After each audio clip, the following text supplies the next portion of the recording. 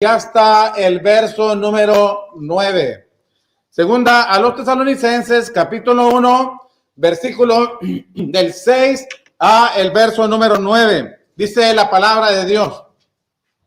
Porque esto es justo delante de Dios, pagar con tribulación a los que os atribulan. Y a vosotros que sois atribulados, daros reposo con nosotros, cuando se manifieste el Señor Jesús desde el cielo con los ángeles de su poder, en llama de fuego, para dar retribución a los que no conocieron a Dios y obedecen el evangelio de nuestro Señor Jesucristo. Los cuales, estos que no conocieron a Dios y obedecen el evangelio de nuestro Señor Jesucristo, los cuales sufrirán pena de eterna perdición, excluidos de la presencia del Señor y de la gloria de su poder. Pena de eterna perdición, excluidos de la presencia de Dios y de la gloria de su poder. Cuando leemos la Escritura, hermanos, desde el Antiguo Testamento, si usted puede leer Isaías capítulo 1, verso 18, puede leer Isaías capítulo 55, versículo 1, y leemos las invitaciones de Dios a su pueblo a venir a Él, a venir a recibir las bendiciones que Él tiene para ofrecerles. Cuando leemos el libro de Mateo, hermanos, y leemos el capítulo 4, el capítulo 9, y vemos cómo gente de diferentes partes, con diferentes necesidades físicas, con diferentes necesidades, hermanos, venían al Señor Jesucristo y Él atendía esas necesidades, curaba sus dolencias. Y en el capítulo 11, versículo 28 de Mateo, leemos que el Señor Jesucristo hace una invitación universal.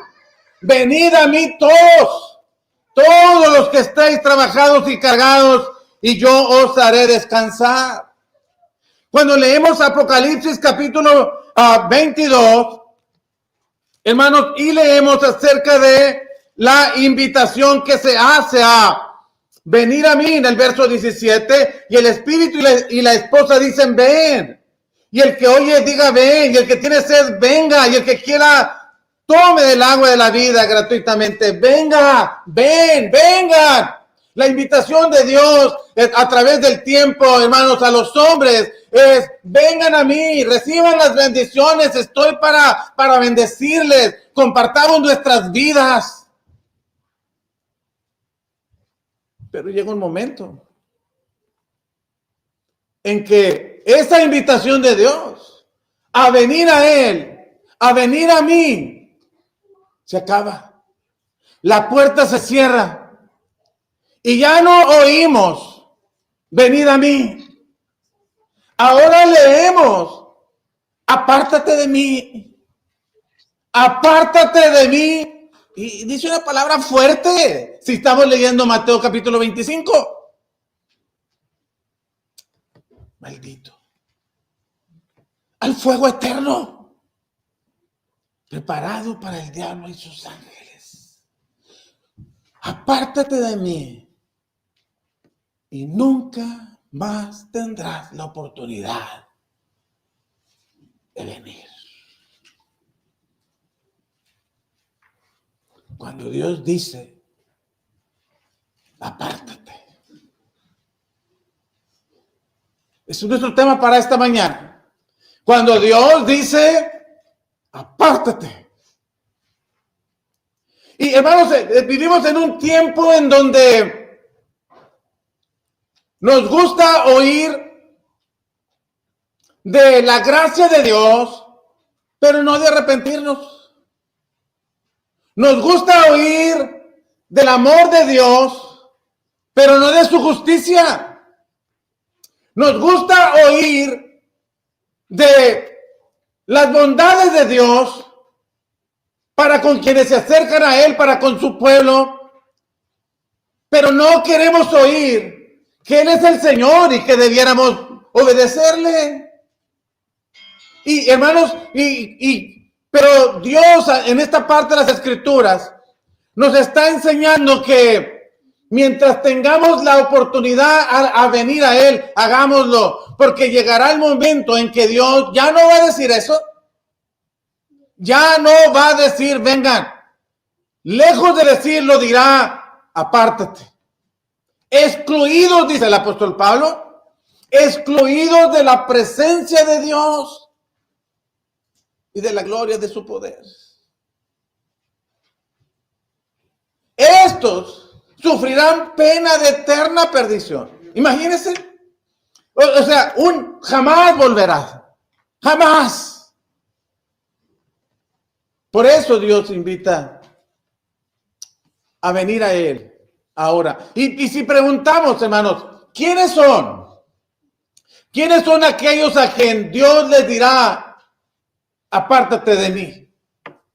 ¿Quiénes son ellos? Hermanos, podemos ver en el capítulo 1 de Segunda de Tesalonicenses, el texto que leímos, en el versículo 8, el apóstol Pablo dice,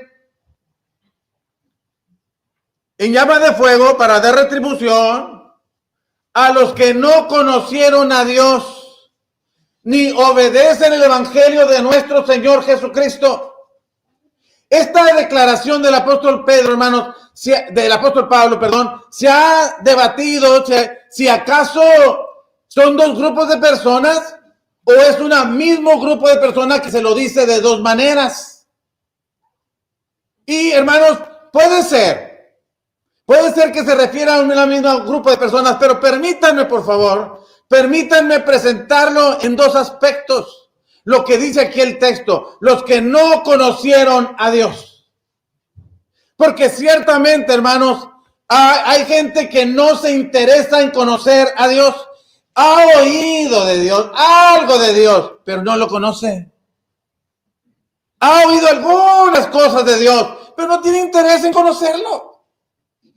A pesar de que Dios se ha dado a conocer, hermanos. Y miren la primera cosa que podemos ver cuando pensamos en un Dios que se da a conocer en Romanos capítulo 1, versículos 19 y 20, donde el apóstol Pablo dice que las cosas invisibles de Él, su eterno poder y deidad, se hacen claramente visibles desde la fundación del mundo, siendo entendidas por medio de las cosas hechas, de modo que no tienen excusa. Dios se ha dado a conocer por medio de su creación. Su eterno poder, su deidad, se hacen claramente visibles. Y puede entenderse la existencia de Dios, su poder, por medio de las cosas hechas. De manera que no hay excusa para no tener una idea de que Dios ciertamente existe. La creación lo grita, los cielos cuentan. Salmo 19:1. Los cielos cuentan la gloria de Dios, el firmamento anuncia las obras de sus manos. Dios se ha dado a conocer. Pero no solamente a través de la creación. Dios se ha revelado en su palabra.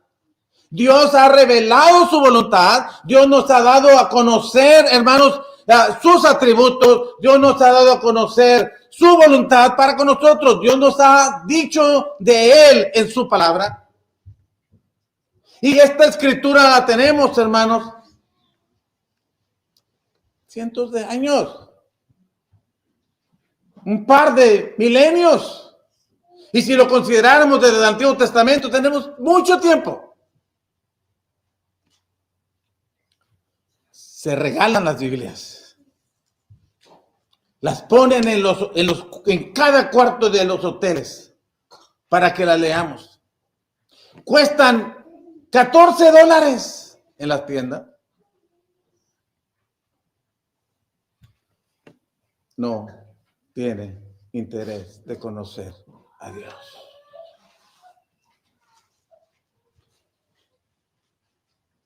Y el Señor Jesucristo le dijo a los hombres de su tiempo, en Juan capítulo 5, versículos 38 y 39, Ustedes no quieren conocer. Ustedes no me quieren conocer.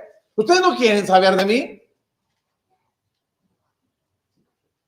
No tienen voluntad. No es que les falte información, no es que les falte tiempo, no quieren. Por eso en el verso 39 dijo, escudriñad las escrituras, porque a vosotros os parece que en ellas tenéis la vida eterna, y ellas son las que dan testimonio de mí. Ahí las tienen, léanlas, es lo que Jesús les está diciendo. Si ustedes creen que en esas tienen la vida eterna, ustedes lo entienden, léanlas, ellas hablan de mí. ¿Cuántos la leemos?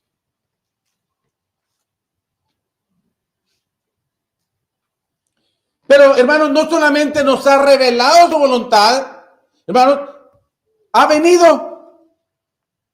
venido en un cuerpo humano y ha andado sobre esta tierra y se dio a conocer, hermanos.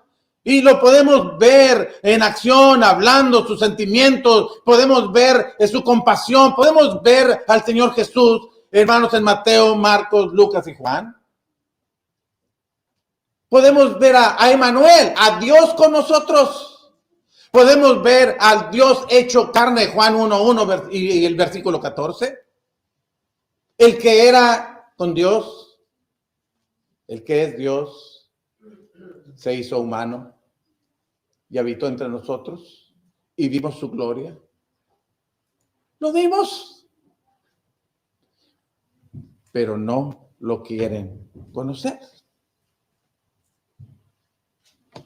Iglesia de Cristo. Pero ¿qué será más terrible? Gente que no tiene interés de conocer a Dios y lo ignoran. Hay quienes lo conocemos y también lo ignoramos. Y vivimos como si no creyéramos en Él.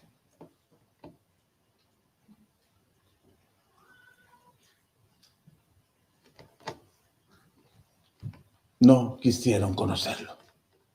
Por eso, si usted sigue en Romanos capítulo 1, hermano, y lee conmigo lo que dice el apóstol Pablo, ¿cuál es la respuesta de haber conocido a Dios, hermanos? ¿Cuál es la respuesta de haber sabido de Él? Pero, ¿cómo respondieron en el versículo 21 de Romanos 1?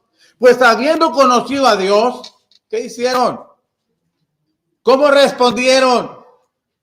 No le glorificaron como a Dios ni le dieron gracias, sino que por el contrario, se envanecieron en sus razonamientos y su necio corazón fue entenebrecido.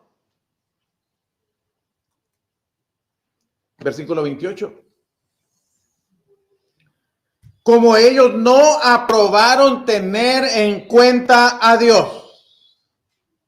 Es decir, no lo consultaron, no lo tomaron en cuenta para sus decisiones, no lo consideraron para su vida, lo ignoraron, sí lo conocieron, pero no se interesaron en Él. No le glorificaron, no le dieron gracias. Su necio corazón fue entenebrecido. Imagínense. ¿Cómo podríamos nosotros, hermanos, llegar ante la presencia de Dios en una seguridad de que todo está bien cuando no quisimos conocerle? En una relación personal con Él, en un tratar con Él.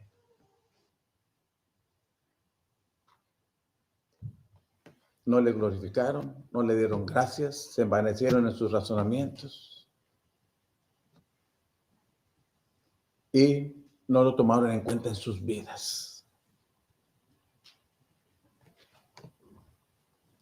¿Cuál es el resultado?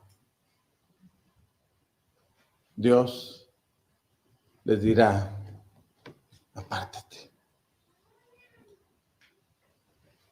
Pero si miramos el otro aspecto que el apóstol Pablo menciona, que no conocieron a Dios ni obedecen el evangelio de nuestro Señor Jesucristo. El mensaje del evangelio es un mensaje fácil de entender, práctico, hermanos. Es algo que no está complicado para que nosotros podamos saber cuáles son lo que enseña el mensaje del evangelio, cuáles son sus promesas y qué es lo que nos pide que hagamos. Cuando el apóstol Pablo llegó a Corinto, él después escribiendo su primera carta en el capítulo 15, versículo de 1 al 4, él les dijo, hermanos, lo primero que yo les prediqué fue el evangelio de salvación, el cual, si retenéis la palabra que os he predicado, sois salvos, si no creísteis en vano. Y luego les presenta qué fue lo que les predicó. Cristo murió por nuestros pecados, que fue sepultado y resucitó al tercer día. Y que en esa resurrección es declarado hijo de Dios con poder, según Romanos 1:4, pero que también ascendió a los cielos y ahora está a la diestra del Padre e intercede por nosotros todos los días para que podamos vivir vidas agradables a Él. Y nos ha enseñado cómo podemos nosotros obedecer el evangelio. Y nos ha dicho, si usted va conmigo a Romanos capítulo 6 en el versículo 17,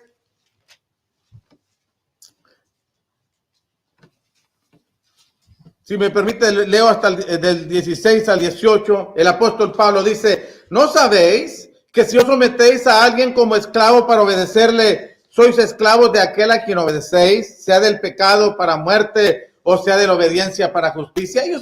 Uno tiene la decisión de elegir a quién se va a someter.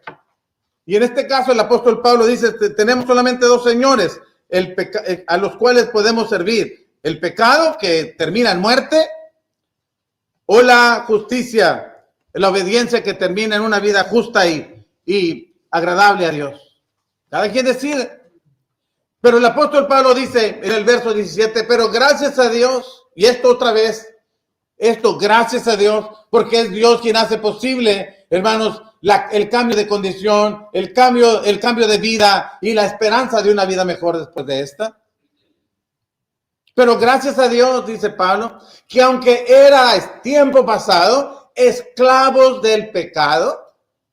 Fíjense la condición de estos hermanos antes de obedecer el evangelio. Eran esclavos del pecado. Estando en esa condición, se sometieron voluntariamente, dice el verso 16, que voluntariamente eligieron esta forma de vida, este estilo de vida. Y se entregaron a ello. Pero que no obstante esto, Dios intervino para que pudieran cambiar su condición. Y ellos, siendo esclavos del pecado, dice Pablo, habéis obedecido de corazón aquella forma de doctrina. Aquella forma de doctrina. La doctrina es el evangelio. Es la muerte, la sepultura y la resurrección de Cristo. Y obedecer esa forma de doctrina es lo que el apóstol Pablo ya dijo en el versículo 3 y versículo 4, que morimos con Cristo en el bautismo, que somos sepultados con Cristo en el bautismo y que resucitamos con Cristo en el bautismo para una vida nueva. Gracias a Dios. Y que esto es una obediencia de corazón. Que te entregas, que tú lo eliges, así como en un momento nosotros decidimos no tener en cuenta a Dios, no tratar con Dios, y quisimos vivir nuestra propia vida, hacer nuestro propio estilo de vida, elegir el rumbo que le íbamos a dar a nuestra vida, elegir nuestros pecados preferidos e ir detrás de ellos. Pero en un momento cambiamos de dirección y buscamos a Dios, y Dios, hermanos, perdonó nuestros pecados. Dios, hermanos, restauró nuestra vida. Gracias a Dios. Que aunque eras esclavos del pecado, dice el verso 17, obedeciste de corazón aquella forma de doctrina en la cual fuiste entregados. Y en el verso 18 dice, y habiendo sido libertados del pecado,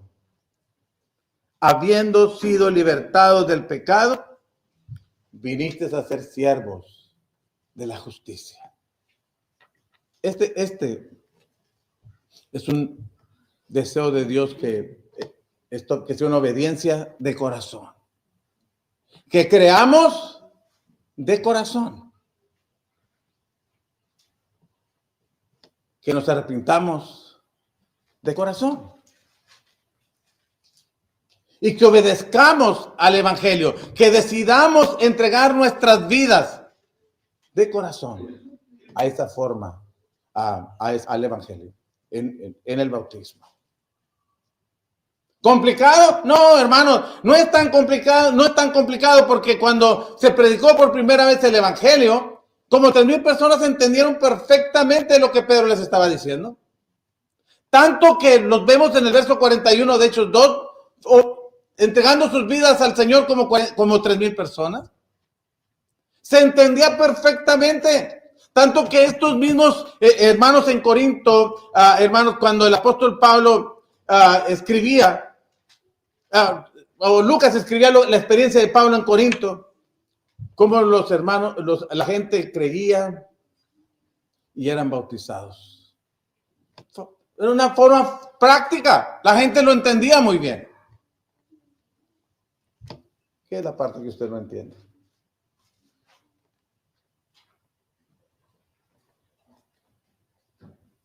¿Qué es lo que hasta ahorita no ha entendido?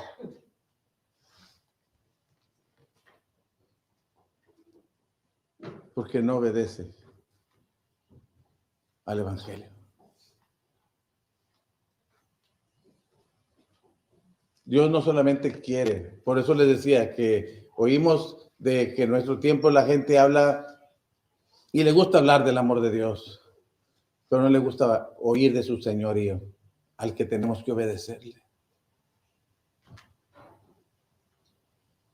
Oímos de la gracia de Dios, dispuesto a perdonar, pero no queremos oír de arrepentirnos.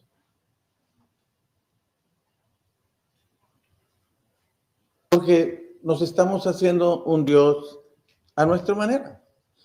Pero empezamos leyendo 2 Tesalonicenses capítulo 1, versículo 6, que es justo delante de Dios pagar con tribulación a los que os atribulan. Es justo. Y tenemos un Dios que nos advierte, no amenaza, advierte. Porque va a pasar si no cambiamos de actitud. No alguien que amenaza para intimidarte, pero no lo va a hacer. No, alguien que está advirtiendo porque sabe que si sigues en esa misma dirección, los resultados serán en contra. ¿Qué va a pasar? ¿Qué va a pasar con los que no conocieron a Dios ni obedecen el Evangelio de nuestro Señor Jesucristo? Volviendo a nuestro texto, cuando llega el momento, hermanos, de que Dios pida cuentas, dice el versículo 9, los cuales, ¿quiénes son los cuales? Estos que no conocieron a Dios, que no obedecieron el Evangelio de nuestro Señor Jesucristo, los cuales sufrirán pena de eterna perdición. ¿Puede imaginar eso? Por eso es una oportunidad perdida y perdida para siempre cuando no obedecemos al Evangelio. Llegamos a un punto de no regreso cuando estamos ante la presencia de Dios, sea que muramos o sea que Jesucristo venga, llegamos a un punto de no regreso, de no retorno, porque lo que sigue será una eterna perdición. ¿Y qué significaría eso? Pena de eterna perdición. Bueno, el Señor Jesucristo se encargó de describirnos de manera que nosotros pudiéramos entender de qué se trata. ¿De qué se trata eso? Con esa aniquilación es morir y ya, me muero y es todo. No, no es eso. Es un sufrimiento eterno. Hermanos, si ustedes observan las veces que la Biblia habla de esta condición para los que se pierden, nunca menciona vida en condenación. Nunca usa la palabra vida cuando se refiere a condenación.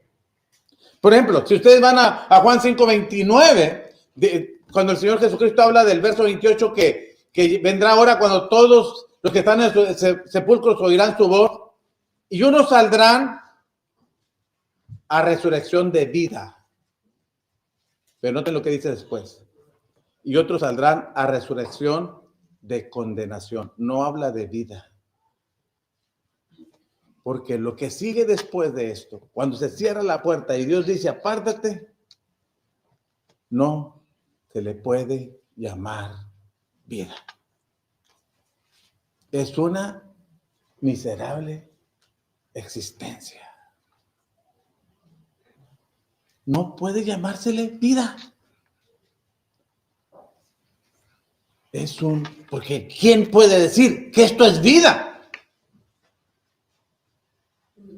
Es un sufrimiento eterno. Y hermanos, excluidos de la presencia de Dios. El deseo de Dios de compartir su gloria con nosotros. El deseo de Dios, hermanos, de que estemos con Él para siempre. El que podamos contemplar su gloria, hermanos, que podamos contemplar su poder cuando el Señor Jesucristo venga y podamos ser llevados al cielo. Y eso que nos imaginábamos y que no lo podíamos entender y que a veces al no entenderlo todo, empezamos hasta a dudar, pero seguíamos fieles y seguíamos luchando y permanecimos ahí. Que de repente se abre la puerta para que veamos, esto es lo que te decía. Esto es lo que te decía que tenía para ti.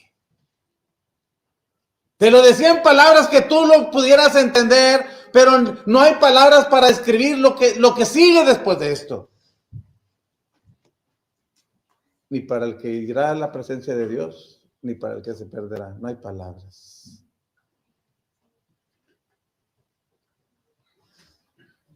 Excluidos de ese momento cuando el apóstol Pablo dice en Romanos 8:18 que lo que sufro yo ahora, dice Pablo, no se compara con la gloria venidera que en nosotros ha de manifestarse. No hay punto de comparación. Cuando pensamos lo que el apóstol Pedro decía en 1 Pedro capítulo 1 versículo 3 al 5, que tenemos en el cielo una herencia incorruptible, inmarcesible, incontaminada, reservada para nosotros. ¿Qué es eso? ¿Cómo puede haber algo que no necesita de mantenimiento porque nunca se daña? ¿Cómo tener algo que siempre es hermosa y nunca cambia? ¿Cómo poder entender algo así? Se lo van a perder por no querer conocer a Dios ni obedecer el evangelio.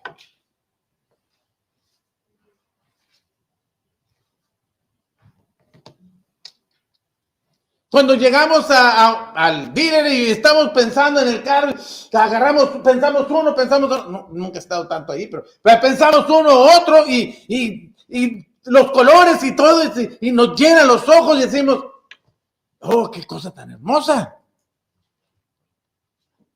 Nada se parece. Y luego ya cuando salen y lo quieres regresar, cuesta menos.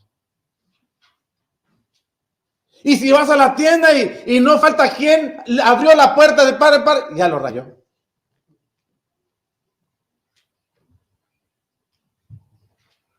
Pero lo que Dios tiene para nosotros, ¿no le pasa eso? Pero te lo pierdes por no obedecer el evangelio.